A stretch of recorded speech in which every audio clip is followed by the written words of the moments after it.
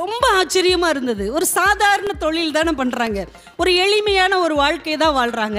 ஆனால் நான் இந்த இடத்தில் இவ்வளவு உறுதியாக நிலையாக இருக்கிறேன் என்பதை ஒரு வார்த்தைகளின் மூலம் அவங்க எப்படி தன்னை வித்தியாசப்படுத்துகிறார்கள். ஒருத்தர் படிச்சிருந்தோம்னா, ஒரு ஆட்டோக்காரர், ஒரு வேன்காரர், ஒரு மெக்கானிக் கொஞ்சம் ரசனை உள்ளவராக இருந்தால் அவர் எப்படி தன்னை இந்த மக்கள் மனசில் நிலைநிறுத்தி கொள்வாருங்கிறதுக்கு எவ்வளோ பெரிய அடையாளம் பாருங்கள்.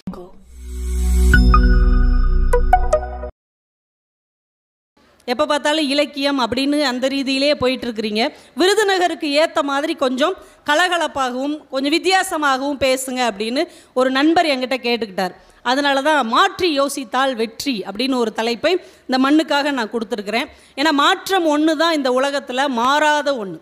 நான் 1 வருஷம் ஆச்சு புத்தக திருவிழா நடத்தி. போன வருஷம் இதே மேடையில் இதே இடத்துல இருந்து பேசுனது இன்னும் எனக்கு நல்ல நினைவு இருக்கிறது. ஆனால் 1 வருஷத்துக்குள்ளே எவ்வளவு நடந்து போச்சு, வேகமாக ஒரு வருடம் ஓடிருச்சு. சில நேரம் ஏதாவது ஒரு பட்டாம்பூச்சி கையில் வந்து விரலில் உட்காரும், அதை நம்ம கண் மூடி திறக்கிறதுக்குள்ளே டக்குன்னு காணாமல் போய்டும் இல்லையா? அது மாதிரி காலம் என்பது கண் மூடி கண் திறப்பதற்குள்ளே நம்மை விட்டு காணாமல் போய்கொண்டே இருக்கிறது. இந்த 1 வருடத்துக்குள் எவ்வளவு மாற்றங்கள். நிறைய பேர் ட்ரான்ஸ்ஃபர் ஆகி இங்கே வந்திருப்பீங்க, ஏற்கனவே வந்தவங்க வேறு ஊருக்கு போயிருப்பீங்க. யோசிச்சு பாருங்கள், போன வருஷம் வந்த அதே மனிதர்கள் இங்கே உட்காந்துருக்கிறீங்களா? இருந்தீங்கன்னா கை தூக்குங்க பார்க்கலாம். பரவாயில்லையே, ஓரளவு இருக்கிறீங்க, தாக்கு பிடிச்சிருக்கிறீங்க இதே ஊரில். இந்த ஊர் மக்களாக இருந்தால் கூட ஒரு வேலை இருக்கலாம். நிறைய பேர் புதிதாக வந்திருக்கிறீர்கள். அப்போ காலம் எவ்வளவு மாறி இருக்கிறது. இந்த 1 வருஷத்துக்குள்ளே எவ்வளவு ஏற்றத்தாழ்வுகள், எவ்வளவு இன்ப துன்பங்கள், எவ்வளவு நல்லது கெட்டதுகளை நாம் கடந்து வந்திருக்கிறோம். எத்தனை புதிய உயிர்கள் நம்ம குடும்பத்தில் சேர்ந்துருக்கிறாங்க, எத்தனை மனிதர்கள் நம்மை விட்டு இந்த 1 வருடத்துக்குள் பிரிந்து போயிருக்கிறார்கள், இந்த உலகத்தை விட்டே காணாமல் போயிருக்கிறார்கள். இவ்வளவு வேகமாக ஓடிக்கொண்டிருக்கிற இந்த உலகத்தின் கால ஓட்டத்தில் நாம் ஸ்ட்ராங்காக நிற்கணும் அப்படின்னா கொஞ்சம் மாற்றி யோசித்தால்தான் நம்மை நிலைநிறுத்த முடியும் என்கின்ற கால சூழ்நிலைக்காக இந்த தலைப்பை நான் தந்திருக்கிறேன். ரொம்ப சாதாரணமாக நீங்கள் யோசிச்சு பாருங்கள், இன்றைக்கி உலகம் ரொம்ப வேகமாக போயிடுச்சு. ஏன்னா விருதுநகர் மாதிரியான ஒரு வியாபாரத்தை அடிப்படையாக கொண்ட ஊரில் தான் சில விஷயத்தை பேச முடியும். நீங்கள் பாருங்கள், இந்த ஸ்விக்கி, சொமாட்டோ அப்படின்னு சொன்னோன்னே உங்களுக்கு என்ன ஞாபகம் வருது? சொமாட்டோ, ஸ்விக்கி, சாப்பாடு கொண்டு வர்றவங்க அப்படி தானே? அவங்களுக்குன்னு சொந்தமாக ஒரு ஹோட்டலாவது இருக்கா? அவங்க ஒரு ஆம்லெட் கூட போட மாட்டாங்க, அவங்ககிட்ட ஒரு தோசைக்கல் கூட கிடையாது, அவங்கக்கிட்ட ஒரு கரண்டி மாவு கூட கிடையாது. ஆனால் அவங்க ஊருக்கே சாப்பாடு கொடுத்துட்ருக்குறாங்க. வியாபாரம் எவ்வளோ மாறிடுச்சு பார்த்தீங்களா? ஓலா, ஊபர் அப்படின்னு சில ஆப் வச்சுருக்குறோம். நம்ம ஊரை தாண்டி, மதுரை தாண்டி போயிட்டோம்னா உடனே நாமளே புக் பண்ணி ஓலாவில் போவோம், இல்லைனா ஊபரில் போவோம் இல்லையா? இப்போ அந்த நிறுவனத்துக்குன்னு ஒரு பைக்காவது இருக்கா? ஒரு ஓட்ட சைக்கிள் கூட கிடையாது, சைக்கிள் பெல்லு கூட அவங்க கிட்ட கிடையாது. ஆனால் ஊருக்கே அவங்க பைக்கும் காரும் வேணும் கொடுத்து கொண்டு இருக்கிறார்கள். அப்போ எந்த அளவுக்கு இன்றைக்கி உலகம் வேகமாக ஓடிக்கொண்டிருக்கிறது. தாங்கிட்ட எதுவுமே இல்லாமல் எல்லாவற்றையும் இருக்கக்கூடிய நிறுவனங்கள் இன்றைக்கு பெருகி இருக்கிறது என்றால் இதில் நாம் சர்வைவ் ஆகணும், இதில் நம்மை நாம் நிலைநிறுத்தி கொள்ள வேண்டும் என்றால் கொஞ்சம் மாற்றி யோசிக்கக்கூடிய சூழலை நாம் உருவாக்கி கொள்ள வேண்டும். சாதாரண மனிதர்கள், எளிய மனிதர்கள் கூட தான் செய்கிற சின்ன சின்ன தொழிலில் எந்த அளவுக்கு தன்னை வந்து அவங்க பிரதிபலிக்கிறாங்கன்னு பார்த்தா நீங்கள் ஆச்சரியப்படுவீங்க. மெக்கானிக் ஷாப் நீங்கள் நிறையா போயிருப்பீங்க இல்லையா? மெக்கானிக் கடையில் என்னங்க எழுதி போட்டிருப்பாங்க? குமார் மெக்கானிக் கடை, சதீஷ் மெக்கானிக் கடை, இப்படி அவங்க பேரை போட்டிருப்பாங்க, இல்லை சாமி பேர் போட்டிருப்பாங்க. ஒரு மெக்கானிக் கடையில் ஒருத்தர் எழுதியிருந்தார், மாதா பிதா ஸ்குரு தெய்வம். மாதா பிதா ஸ்குரு தெய்வம். இப்போ இந்த மெக்கானிக் கடையை நீங்கள் மறப்பீங்களா? ஒரு போகிற போக்கில் தன்னை வந்து அந்த இடத்துல நிலை நிறுத்தி கொள்ள வேண்டும் என்று ஒரு எளிய தொழில் செய்கிற ஒரு மனிதன் நினைக்கிறான். எவ்வளோ ஆச்சரியம் பாருங்கள். ஒரு ஆட்டோவில் பார்த்தேங்க, பாவம் அந்த ஆட்டோக்காரர் கடன் வாங்கி ஆட்டோ வாங்கியிருக்கிறார். நம்மளுக்கு தெரியுமா? தெரியாது. ஆனால் அவர் பின்னாடி எழுதி போட்டிருக்கிறார். சில நேரங்களில் சில பேர் எழுதுகிற கவிதையை விட ஆட்டோ வாசகங்கள் உண்மையிலே நல்லாயிருக்கும். இந்த கவிதைக்கு அது பரவாயில்லப்பா, அந்த ஆட்டோக்காரரை கூட கவிஞர் ஆக்கிடலாம் போல் அப்படின்னு. அப்படி ஒரு ஆட்டோக்காரர் எழுதி வச்சிருக்கிறாரு, அத்தனையும் கடன், இடித்து விடாதே நண்பா, அத்தனையும் கடன் அப்படின்னு எழுதியிருக்கிறார். பின்னாடி வர்றவே வேகமாக வந்தால் கூட கொஞ்சம் ஸ்லோ பண்ணுவாங்கள்ல, பாவம் இவனே கடன் வாங்கி ஆட்டோ வாங்கியிருக்கிறான், நம்ம வாட்டுக்கு இடிச்சு விட்டுட்டு போயிட்டோம்னா என்ன நிலைமைக்கு ஆளாவான். ஒரு குட்டியானன்னு சொல்லுவோம்ல, ஆப்பே, அந்த குட்டியானையில் எழுதி போட்டிருக்காங்க, அவன் பாவம் என்ன துயரம் அடைஞ்சிருக்கிறானோ. அந்த மனிதன் எழுதி போட்டிருக்கிறாங்க, வாழத்தான் உடலை வழியாவது விடு. ரொம்ப ஆச்சரியமாக இருந்தது. ஒரு சாதாரண தொழில் தானே பண்ணுறாங்க, ஒரு எளிமையான ஒரு வாழ்க்கை தான் வாழ்கிறாங்க. ஆனால் நான் இந்த இடத்தில் இவ்வளவு உறுதியாக நிலையாக இருக்கிறேன் என்பதை ஒரு வார்த்தைகளின் மூலம் அவங்க எப்படி தன்னை வித்தியாசப்படுத்துகிறார்கள். ஒருத்தர் படிச்சிருந்தோம்னா, ஒரு ஆட்டோக்காரர், ஒரு வேன்காரர், ஒரு மெக்கானிக் கொஞ்சம் ரசனை உள்ளவராக இருந்தால் அவர் எப்படி தன்னை இந்த மக்கள் மனசில் நிலைநிறுத்தி கொள்வாருங்கிறதுக்கு எவ்வளோ பெரிய அடையாளம் பாருங்கள். ஒரு கடிகார ரிப்பேர் பண்ணுற கடைங்க, வாட்ச் ரிப்பேர் பண்ணுற கடை எவ்வளோ சின்னதாக இருக்குன்னு உங்களுக்கு தெரியும். அந்த கடையில் ஒருத்தர் எழுதி போட்டிருக்கிறார், ஒரு பெரிய கவிதை ரசனை உள்ளவர் எழுதி போட்டிருக்கிறாரு, பொழுது பார்க்கும் இயந்திரம், பழுது பார்க்கும் இடம். என்னையா கவிஞன்யா, கடிகாரத்தை ரிப்பேர் பண்ணுறவருக்குள்ளே எப்படி ஒரு கவித்துவமான ரசனை இருக்கிறது. இப்போ அது நல்ல ஞாபகத்தில் இருக்குது. சேலம் பக்கத்தில்ங்க ஒரு ஸ்நாக்ஸ் விற்கிற கடை, இந்த முறுக்கு, அதிரசம், சீடையெல்லாம் விற்பாங்களே தட்டையெல்லாம் நம்ம ஊரில், அது மாதிரி எத்தனை கடை நம்ம கடந்து வந்திருப்போம். ஆனால் சேலம் பக்கத்தில் உள்ள அந்த கிராமத்து கடையை என்னால் மறக்கவே முடியல. ஏன்னா அந்த கடையில் அவர் எழுதி போட்டிருக்கிறார், ராமன் தேடிய சீடை இங்கே கிடைக்கும். ராமன் தேடிய சீடையா? ராமன் தேடிய சீதை தானே நம்மளுக்கு தெரியும். எப்படி யோசிக்கிறார் பாருங்க. இந்த கடையை நீங்கள் என்னைக்காவது மறப்பீங்களா? அப்போ எந்த அளவுக்கு ஒரு சின்ன சின்ன தொழில் செய்கிறவர்கள் கூட தன்னை நிலைநிறுத்திக் கொள்வதில் தெளிவாக இருக்கிறார்கள். ஒரு சலூன் கடையில் எழுதி போட்டிருக்காங்க, ஒரு சலூன் கடையில் வந்தா வெட்டுவான்.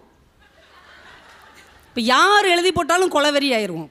சலூன் கடையில் எழுதி போட்டால் சந்தோஷம் தானே படுவோம். கரெக்டாக தானே எழுதி போட்டிருக்காரு, வந்தால் வெட்டுவோம். எப்படியெல்லாம் யோசிக்கிறாங்க பாருங்களேன். இலங்கையில் ஒரு மோசமான விஷயத்துக்கு கூட எவ்வளவு கவித்துவமாக ஒருத்தர் யோசிக்கிறார் பாருங்க.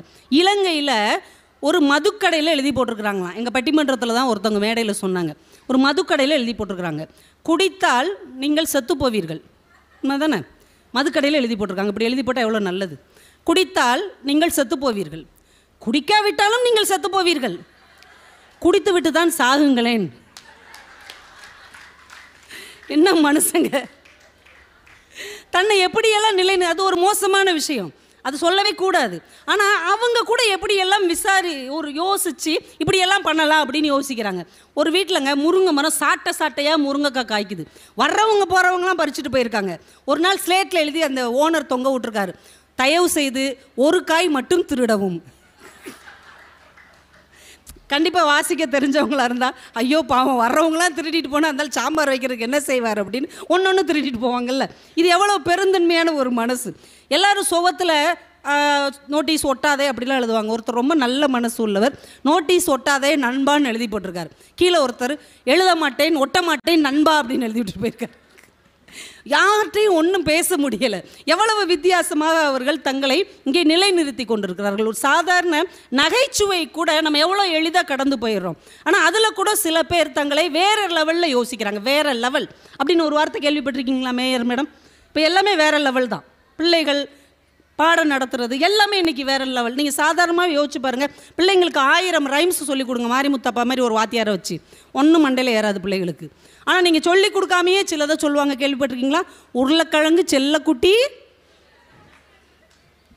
கத்தரிக்காய் கூடக்குள்ள, கத்தரிக்காய் எட்டி உதைக்க அழுதுருச்சு, அம்மா வந்து கொஞ்சினதும். இது எந்த சிலபஸில் இருக்குது? எல்லாம் வேறு லெவல் போயிட்டாங்க. இன்றைக்கி உலகமே வேறு லெவலில் போயிட்டு இருக்கும்போது நாம் இன்னும் பழமையிலேயே உட்காந்துருக்கக்கூடாது. நான் 2 நகைச்சுவை நான் எப்பயே படித்தது இன்னும் அப்படியே மனசுலேயே நிற்குது. எப்படி இப்படியெல்லாம் யோசிக்கிறாங்க. எத்தனை நகைச்சுவை நம்ம படிக்கிறோம், ஜோக்கு படிக்கிறோம்ல புக்கில். ஒரு நாளைக்கு ஒரு 20-30 நகைச்சுவையாவது படிப்போம். அந்த நேரத்துக்கு சிரிப்போம், ஆனால் மறந்து போயிடும். ஃப்ரெண்ட்ஸ்கிட்ட சொல்லணும்னு நினைப்போம், மறந்துடும். ஆனால் ஒரு 2 நகைச்சுவை அதோடைய தன்மையை வைத்து இன்னும் என் மனசுக்குள்ளேயே நிற்குது. ஒரு நகைச்சுவை ரஜினி சாரோடைய பேட்டன் ஒரு படம் வந்ததில்ல, அந்த சமயத்தில் வந்த நகைச்சுவை. அதில் ஒரு 70 வயசு பெரியவர் படுத்திருக்கிறார், ஆஸ்பத்திரியில் படுத்திருக்கிறார். அவர் பக்கத்தில் அதே வயசு உள்ள 2-3 தாத்தா அப்படி கையில் கம்பை வச்சுக்கிட்டு பாவமாக பார்க்குறாங்க. பின்னாடி பேட்டை ரிலீஸ் அப்படின்னு ஒரு போர்டு இருக்குது. இப்போ ஒரு தாத்தா இன்னொரு தாத்தாட்ட சொல்கிறாரு, நம்ம தலைவர் படம் வந்த போதா உனக்கு இப்படி நோய் வரணும், தலைவர் படம் ரிலீஸ் அப்போவா உனக்கு உடம்பு முடியாமல் போகணும் அப்படின்னு கேட்குறாரு. எனக்கு ரொம்ப ஆச்சரியமாக இருந்தது. யோசிச்சு பாருங்கள், ரஜினி சார் நடிக்க வந்தபோது ஒரு 70-75 வந்திருப்பாருன்னு நினைக்கிறேன். ஒரு 20 வயசு இளைஞனாக ஒருத்தர் இருந்திருந்தாருன்னா இப்போ அவருக்கு ஒரு 60-70 வயசு ஆயிருக்கும் தானே. அப்போ இப்போயும் அவர் சூப்பர் ஸ்டாராக இருக்கிறார். ஆனால் படம் பார்த்த நம்ம முதியவங்களாயிட்டோம். தலைவர் படம் வர்ற நேரத்துலையா நீ இப்படி உடம்பு முடியாமல் போகணும். எனக்கு ரொம்ப ஆச்சரியமாக இந்த 2 வேறுபட்ட ஒரு கோணம் இல்லையா. அவர் அப்படியே இருக்கிறாரு, இன்னும் சூப்பர் ஸ்டாராகவே இருக்கிறாரு, இன்னும் ஹீரோயின் கூட நடிக்கிறாரு. ஆனால் அதை பார்த்து லாட்ரி சீட்டை கிழிச்சு எரிஞ்சவங்க, ஜிகினா பேப்பரை தூக்கி எரிஞ்சவங்க இன்றைக்கி படுத்த படுக்கையாக ஆயிட்டாங்க. இது நகைச்சுவை தான். ஆனால் இதற்கு பின்னால் ஒளிந்து இருக்கக்கூடிய ஒரு பெரிய விஷயம் பாருங்களேன். அவரை ஃபாலோ பண்ணுறதா இருந்தால் ஒன்று நம்ம எப்படி இருந்திருக்கணும், அவரை மாதிரியே நம்மளும் வாழ்க்கையில் உயர்ந்திருக்கணும். இல்லைனா நம்ம வேலையை பார்த்துட்டு அது போயிருக்கணும். அதை எவ்வளோ அழகாக ஒரு ஜோக் மூலமாக அவங்க பிரதிபலிச்சிருந்தாங்க. இன்னொரு நகைச்சுவை தசாவதாரம்னு ஒரு படம் வந்ததில்ல, அப்போ விகடன்லேயோ அதுலேயோ வந்த ஒரு நகைச்சுவை. அதில் 2 பேர் பேசிக்கிறாங்க. என்ன எல்லோரும் கமல் சார் மேலே பயங்கர கோவத்தில் இருக்கிறாங்களா? ஆமாம், பயங்கர கோவத்தில் இருக்கிறாங்க. ஏன்னா அந்த பட இசை வெளியீட்டு விழாவுக்கு வந்து ஜாக்கி சான் வந்திருந்தார். நீங்கள் எல்லோரும் அதை டிவியில் பார்த்துருப்பீங்க. ஜாக்கி சான் தான் அந்த இசை வெளியீட்டு விழாவுக்கு வந்திருந்தார். ஆமாங்க, எல்லோரும் கமல் சார் மேலே ரொம்ப கோவமாக இருக்கிறாங்க. ஏன் கோவமாக இருக்காங்க? ஜாக்கி சான் வேஷத்தில் வந்ததும் கமல் சார் தானா? ஏன்னா அந்த ஒரு படத்தில் அவர் அமெரிக்க அதிபராக நடிச்சிருப்பார், பாட்டியாக நடிச்சிருப்பார், போலீஸ் ஆஃபீஸராக நடிச்சிருப்பார், ஹைட்டான ஒரு மனிதனாக நடிச்சிருப்பார், ராமானுஜ தாசனா வேற நடிச்சிருப்பார், விஞ்ஞானியாக நடிச்சிருப்பார். இவ்வளவா நடித்தவர் ஜாக்கி சானா நடிக்க மாட்டாரா? அப்போ அந்த நகைச்சுவை பாருங்களேன். அது நகைச்சுவை என்பதையும் தாண்டி ஒரு கலைஞன் எந்த உயரத்துக்கும் போவான் என்று அது தன்னை நிலைநிறுத்துகிறது இல்லையா? இந்த 2 நகைச்சுவையும் பார்க்கும்போது அவங்க 2 பேரையும் நினச்சி அவ்வளோ ஆச்சரியமாக இருக்கும். வாழ்க்கையில் ஒவ்வொன்றுக்கு பின்னாடியும் ஒவ்வொரு விஷயங்கள் இருக்கிறது. ஒரு தேர்தல் பிரச்சாரத்தை கூட மாற்றி யோசித்து சொன்னவங்க நம்ம மக்கள். NS கிருஷ்ணன் அவர்களை பற்றி உங்கள் எல்லாருக்கும் தெரியும். அவர் அறிஞர் அண்ணாவுக்காக பிரச்சாரம் பண்ண போகிறார். காஞ்சிபுரத்தில் அறிஞர் அண்ணா சட்டசபை தேர்தலுக்கு நிற்கிறார். இவர் பிரச்சாரம் பண்ண போகிறார். நம்ம இன்றைக்கு வரைக்கும் பிரச்சாரம்னா என்னங்க கேள்விப்பட்டிருக்கோம்? எதிர்கட்சிக்காரங்களை வாய்க்கு வந்தபடியெல்லாம் வைகிறது தான் பிரச்சாரம் நம்ம கேள்விப்பட்டிருக்கோம். ஆனால் NSK வந்தார். அவருக்கு எதிராக, அறிஞர் அண்ணாவுக்கு எதிராக யார் நிற்கிறாங்கன்னா ஒரு மருத்துவர், நம்ம டாக்டர் அறம் ஐயா மாதிரி அந்த ஊரை சேர்ந்த ஒரு மருத்துவர் எதிரில் நிற்கிறார் போட்டிக்கு. இப்போ வர்றார், NSK வர்றார். அந்த மருத்துவர், எதிர்கட்சியில் நிற்கிற மருத்துவர் ரொம்ப நல்ல மனிதர். நான் எல்லார்ட்டையும் விசாரிச்சிட்டேன். அவரை மாதிரி சிறந்த மருத்துவரை எங்கேயுமே பார்க்க முடியாது. குழந்தைகளுக்கு ஃபீஸே வாங்க மாட்டார். முதியவங்கன்னா கையை பிடிச்சி ஆதரவாக பேசுவார். நைட்டு 2 மணிக்கு கூப்பிட்டா கூட ஓடி வந்து மக்கள் பணி செய்வார். இப்படியே சொல்லிக்கிட்டே இருந்திருக்கிறார். கட்சிக்காரங்களுக்கெல்லாம் பக்குன்னு ஆயிடுச்சு. என்னையும் அறிஞர் அண்ணாவை பற்றி சொல்வாருன்னு பார்த்தா ஆப்போசிட்டில் நிற்கிற மருத்துவரை பற்றி பாராட்டியே பேசுகிறாரேன்னு எல்லாம் அப்படியே பார்த்துக்கிட்டே இருந்திருக்கிறாங்க. அப்படியே சொல்லிக்கிட்டே வந்து NSK சொல்கிறாரு, இவ்வளவு சிறந்த ஒரு மருத்துவரை, இவ்வளவு நல்ல மருத்துவரை நீங்கள் பாட்டுக்கு ஜெயிக்க வச்சு அனுப்பிட்டீங்கன்னா உங்களுக்கு யார் மருத்துவம் பாப்பா? அதனால நல்ல மருத்துவரை உங்ககிட்டயே வச்சுக்கோங்க. அறிஞர் அண்ணா சட்டசபைக்கு போனால் உங்களுக்கு நல்லது செய்வார். மருத்துவர் இங்கே இருந்து நல்லது செய்வார், அறிஞர் அண்ணா அங்கே போய் நல்லது செய்வார். அவருக்கு ஓட்டு போடுங்க அப்படின்ட்டு போயிட்டார். ஒரு பிரச்சாரத்தில் கூட யார் மனசையும் நோகடிக்காமல், யார் மனசையும் காயப்படுத்தாமல் தன்னுடைய பிரச்சாரத்தை வைக்க முடியும் என்று இந்த மண்ணில் NS கிருஷ்ணன் என்கின்ற ஒரு மகத்தான கலைஞன் செய்திருக்கிறான் என்றால் அதுதான் எல்லாராலையும் மறக்க முடியாத ஒரு நல்ல விஷயமாக அமைந்திருக்கும் இல்லையா? தானே உண்மை. இன்றைக்கி நம்ம மாவட்ட ஆட்சியர் அவர்கள் இங்கே வர முடியல, ஆனால் வீடியோ மூலமாக இந்த நிகழ்வை பார்த்துட்ருக்குறாங்க அப்படின்னு ஒரு தொகுப்பாளர் சொன்னார். உண்மையாக என்னன்னு தெரில. இதனால் சார் பார்த்துக்கிட்டு இருந்தாலும் சரி பார்க்காட்டாலும் சரி இந்த விஷயத்தை நான் சொல்லிடுறேன். நம்ம ஜெயசீலன் சார் கலெக்டர் அவர்கள் நல்ல பேச்சாளர், உங்களுக்கு தெரியும் தானே?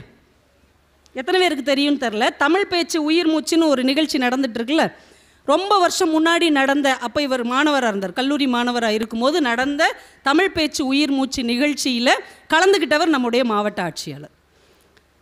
தமிழ் பேச்சு உயிர் மூச்சில் கலந்துட்டு ஒரு சில சுற்றுலேருந்தே அவர் வெளியில் வந்துட்டார், ரிஜெக்ட் ஆகி வெளியில் வந்துட்டார். அதுக்கு நடுவராக இருப்பாங்கள்ல அந்த மேடம் ராஜபாளையம் கம்பன் கழகத்துக்கு வர்றாங்க, இந்த வருஷம் வந்தாங்க. அப்போ சிறப்பு விருந்தினராக பேசுகிறதுக்கு மாவட்ட ஆட்சியாளர் ஜெயசீலன் அவர்கள் வர்றாங்க.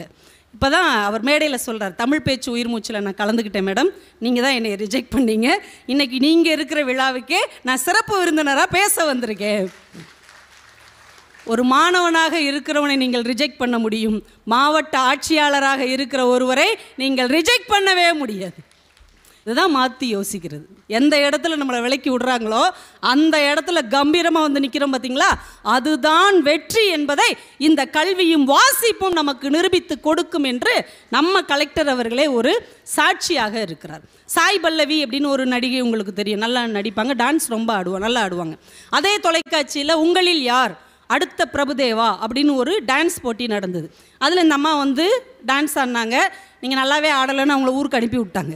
பாவம் அவங்க ரொம்ப துயரமாக போயிட்டாங்க. காலம் ஓடுகிறது. அவங்க மலர் டீச்சராக பிரேமம் படத்தில் வர்றாங்க, அப்புறம் தமிழ் சினிமாவுக்கு வர்றாங்க, மாரி 2 படத்தில் நடிக்கிறாங்க. உங்களில் யார் பிரபுதேவான்ற போட்டியில் அவங்க தோற்று போனாங்க. எந்த பிரபுதேவாவுடைய போட்டியில் அவங்க தோற்று போனாங்களோ அதே பிரபுதேவா அவர்கள் மாரி 2 படத்தில் அவங்களுக்கு டான்ஸ் மாஸ்டராக இருந்து டான்ஸ் சொல்லி கொடுக்குறாரு. ரவுடி பேபி பாட்டு இன்னைக்கு தமிழ் சினிமாவில் அதிகமாக பார்க்கப்பட்ட ஒரு பாடல் என்றால் அது சாய் பல்லவி ஆடின அந்த ரவுடி பேபி பாட்டு தான். எந்த இடத்தில் நீங்கள் துயரமாக நின்றீர்களோ அந்த இடத்தில் உயரமாக நிற்க முடியும் என்று நிரூபிப்பது தான் உங்கள் உள்ளத்தின் எழுச்சி. யோசிக்கணும். இந்த இடத்துல நீ என்னை துரத்தி விடுறியா, இதே இடத்துக்கு நான் வேறு வடிவத்தில் வந்து நிற்பேன், நீ என்னை விரட்டவே முடியாத அளவுக்கு நான் வந்து நிற்பேன் அப்படின்னு நிரூபித்து காட்டணும். அதற்குத்தான் இந்த புத்தகங்களும் கவிதைகளும் இலக்கியங்களும் காப்பியங்களும் புராணங்களும் காலம் காலமாக நமக்கு சொல்லிக் கொடுக்கப்பட்டு கொண்டே இருக்கிறது. நம்ம அதை அப்படியே விட்டுறோம். நம்ம மண்ணே அப்படிப்பட்ட மண்ணு தானேங்க. பக்தினா நம்ம இது வரைக்கும் என்ன நினச்சிட்டு இருக்கிறோம்? பக்தினா கடவுள்கிட்ட போய் எனக்கு பொருள் கொடு, அருள் கொடு, அது கொடு, இது கொடு அப்படின்னு. ஒருத்தி மட்டும் யோசிச்சா நம்ம மாவட்டத்தில், எனக்கு பொருள் கொடுக்காத, அருள் கொடுக்காத, உன்னையே கொடு. ஆண்டாள் கேட்டாங்கல்ல, சூடி கொடுத்த சுடற்கொடி ஆண்டாள் என்ன கேட்டா? பெருமாள் கிட்ட போய் அது கொடு இது கொடுனா கேட்டா, உன்னையே குடியான்னு கேட்டு மாற்றி யோசித்தவள் இந்த விருதுநகர் கரிசல் மண்ணின் ஆண்டாள் என்கின்ற ஒரு அற்புதமான கவிஞர். அதனால் அந்த முத்திரை தான் நம்ம தமிழ்நாட்டுக்கே அடையாள முத்திரையாக இருக்கிறது. ஒரு அழகான வார்த்தை சொல்லுவாங்க, கோதை பிறந்த ஊர், கோபாலன் வாழும் ஊர். வழக்கமாக நம்மளை தானே கட்டி கொடுப்பாங்க, ஆனால் இது கோதை பிறந்த ஊர், அவளுக்கு தான் இது பிறந்த ஊர். கோபாலனுக்கு வாழ்க்கைப்பட்ட வந்த ஊர் என்றால் தன்னை படைத்த கடவுளையே கவிதையால் ஈர்க்க முடியும் என்று எங்கள் கரிசல் மண்ணின் கவிஞர் ஒருத்தி நிரூபித்திருக்கிறாள் என்றால் அது இந்த மண்ணினுடைய எவ்வளவு அழகான சொத்து இல்லை? ஏன் நம்ம விருதுநகர் சிவகாசி மண் எப்படிப்பட்ட மண்ணுங்க? என்றைக்காவது மழை பெஞ்சிருக்கு, அதான் மாறி வந்ததுனால மாறி வந்துருச்சு, மாறி வந்துருச்சு. இல்லைன்னா அந்த ஊர் எப்படி இருக்கும்? தகிக்கிற மண் இல்லையா? கந்தக பூமி, கரிசல் மண். நம்ம சாமிக்கு பேரே என்னது? வெயில் உகந்த அம்மன். வெயில சாமிக்கே பிடிச்சது தான் வெயில். அதனால தான் வசந்த பாலன் இன்னைக்கு வர முடியல. அவர் எடுத்த படத்துக்கு பேரே என்னது? வெயில் தான். வெயிலோடு விளையாடு, வெயிலோடு உறவாடி, வெயிலோடு மல்லு கட்டி ஆட்டம் போட்டோமே. நம்மளுக்கு ஃப்ரெண்டு எதிரி எல்லாமே வெயில் தான். அப்படிப்பட்ட இந்த மண்ணில் என்னத்தை விளைவிப்பீங்க நீங்கள்? என்ன வியாபாரம் பண்ண முடியும்? 1930-40களிலே 2 பேர் யோசித்தாங்க. இந்த சிவகாசி மண்ணில், இந்த கந்தக பூமியில், இந்த வெப்பம் கொதிக்கிற இடத்தில் இந்த மக்களுக்கு என்னையா வேலை வாய்ப்பு கொடுக்க முடியும் என்று ஐயநாடாரும் சண்முக நாடாரும் ஓடி போய் கண்டுபிடிச்சி தேடி எடுத்துகிட்டு வந்தது தான் பட்டாசு தொழில். சிவகாசி மண்ணின் அடையாளம். இன்றைக்கி குட்டி ஜப்பான்னு சிவகாசியை சொல்கிறோம்னா அதுக்கு காரணம் பட்டாசு. உலகத்திலே பட்டாசு தொழிலில் நம்பர் 1 இருக்கிறது சீனா. 2வது இடத்துல இருக்கிறது குட்டி ஜப்பான்னு சொல்லக்கூடிய நம்முடைய சிவகாசி என்றால் உலகமே காசை கறியாக்கிக்கிட்டு இருக்காங்க, ஆனால் நம்ம ஊருக்காரங்க கறியவே காசாக்கிக்கிட்டு இருக்கிறாங்க. இதுதான் மாற்றி யோசித்தால் எதையும் சாதிக்க முடியும் என்று நிரூபிக்கிற மண்ணின் அடையாளமாக இருக்கிறது. சாதாரணமான விஷயம் இல்லை. ஒரு சாதாரண வேலை பார்க்குறவங்க, ஒரு நாள் மாட்டுத்தாவணி பஸ்ஸில் உட்காந்துருக்குறோம். ஒரு பெரியவர் வந்தார். ஒரு கூடை நிறையா திராட்சைப்பழம், சின்ன கூடை நிறையா, கூட நிறைய திராட்சைப்பழம் 60 ரூபா 60 ரூபா 60 ரூபான்னு 2 ரவுண்டு வந்தார். ஒரு 40 பேர் உள்ள உட்காந்துருந்தோம். ஒரே ஒருத்தர் மட்டும் வாங்கினார். ஒரு 5 நிமிஷம் தான் இருக்கும். அந்த பெரியவர் போனவுடனே ஒரு நடுத்தர வயதுக்காரர் வந்தார். கூட நிறைய திராட்சைப்பழம் 50 ரூபா 50 ரூபா 50 ரூபான்னு கொண்டு வந்தார். கிட்டத்தட்ட 12 பேர் வாங்கிட்டாங்க. ரொம்ப ஆச்சரியமாக இருந்தது. ஏன்னா 60 ரூபா விற்கிறது 50 ரூபான்னொன்னே நிறைய பேர் வாங்கிட்டாங்க. எனக்கு முன் சீட்டில் உட்காந்தவர் சிரிச்சுக்கிட்டே சொன்னார், வந்தவன் அப்பங்காரன், 2வது வந்தவன் அவருடைய மகன். இது பல வருஷமாக நடந்துக்கிட்டு இருக்கு. அந்த மனுஷன் 60 ரூபா 60 ரூபான்ட்டு போவார். கொஞ்ச நேரத்தில் இவர் 50 ரூபா 50 ரூபான்னு சொன்ன உடனே 60 ரூபா பொருள் 50 ரூபாய்க்கு கிடைக்குன்னு உடனே நம்ம ஆளுங்க முண்டி அடிச்சுக்கிட்டு வாங்குவாங்க. ஒரு குடும்பமே எப்படியெல்லாம் யோசிக்கிறாங்க பாருங்க அப்படின்னாங்க. ஒரு சாதாரண இடத்தில் கூட கொஞ்சம் நுட்பமாக மாற்றி யோசித்தால் நம்முடைய தொழிலை உயர்த்த முடியும் என்று எத்தனையோ பேர் இங்கே நிரூபித்து கொண்டு இருக்கிறார்கள். காளகஸ்தி அப்படின்னு ஒரு ஊர். ஒரு தடவை நாங்கள் திருப்பதி போயிட்டு காளகஸ்தி போயிட்டு வருவோம் அப்படின்னு போயிட்டு சாமி கும்பிட்டுட்டு வெளியில் வரும்போது ஒரு அம்மா சின்ன சின்ன பார்சலாக வச்சுக்கிட்டு 3 தோசை 30 ரூபாம்மா, சாம்பார் சட்னி எல்லாம் பார்சல் இருக்குது. இல்லை நாங்கள் ஹோட்டல்லே போய் சாப்பிட்டுக்கிறோம் அப்படின்னோம். உங்களுக்கு இல்லை, இதை வாங்கி அந்த இயலாதவங்களுக்கு கொடுங்க அப்படின்னாங்க. இப்போ நம்மளுக்கு என்ன தோணும்? அங்கங்கே நிற்கிறவங்களுக்கு 10 ரூபாய் 20 ரூபா கொடுக்குறத விட 30 ரூபாய்க்கு பார்சல் வாங்கி கொடுத்துடலான்னு டக்குன்னு நிறைய பேர் அந்த அம்மா வச்சுருந்ததை வாங்கி இல்லாதவங்களுக்கு கொடுத்துட்டோம். யோசிச்சு பாருங்கள், அவங்க கடையில் உட்காந்து ஒவ்வொரு தோசையாக விற்கிறத விட மொத்தமாக 50 தோசை சுட்டு 3 பிரித்து இல்லாதவங்களுக்கு இதை கொடுங்கன்னு சொல்லி நமக்கு புண்ணியத்தையும் அவர்கள் லாபத்தையும் சேர்த்து கொள்ளுகிறார்கள் என்றால் எவ்வளோ மாற்றி யோசிச்சிருக்காங்க. அவங்க ஏமாத்தலை, வியாபாரம் பண்ணுறாங்க.